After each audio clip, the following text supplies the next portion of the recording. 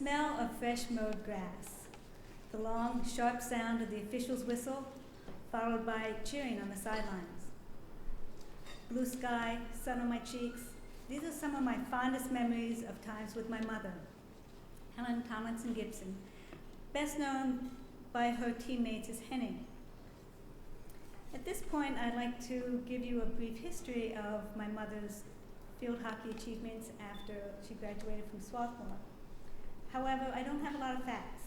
Mom was very humble. She told us a lot about her adventures in field hockey, and she had plenty of them, but she didn't tell us too much about her achievements.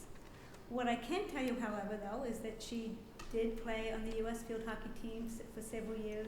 She played on the U.S. reserve team for several years. She spent most of her Thanksgiving days playing for the national tournaments, and she also played on club teams until she was in her 50s. So we spent a lot of time on the side of the field hockey team, and we also played a lot ourselves. She was a total athlete. She was strong, competitive.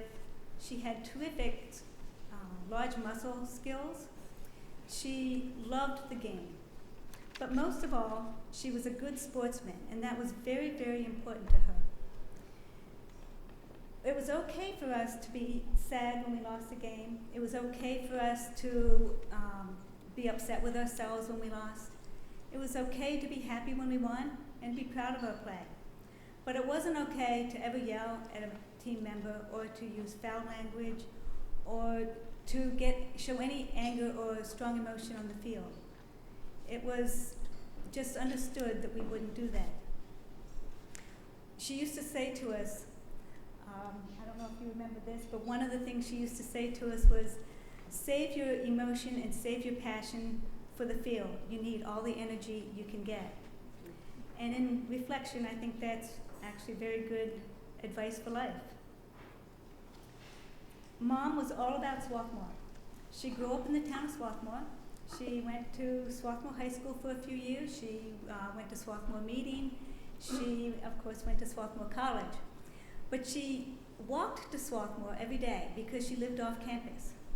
And the way she tells it is that she was juggling tennis rackets, hockey sticks, books, coats, rain, snow, sleet. I think she actually lived through the Ice Age by the way she tells it, but I'm not quite sure of that one. One of her most nostalgic views was McGill Walk. She'd tell us how many times she counted the steps up McGill Walk, and I'd often see tears in her eyes when she'd see pictures of McGill Walk. So I'd like to end by thanking my mom for attending so many of my sporting events from 7th grade through college. I don't know how she did it. She was there for everyone that I can remember. And she had 4 daughters, and I know she was attending my sister's games as well.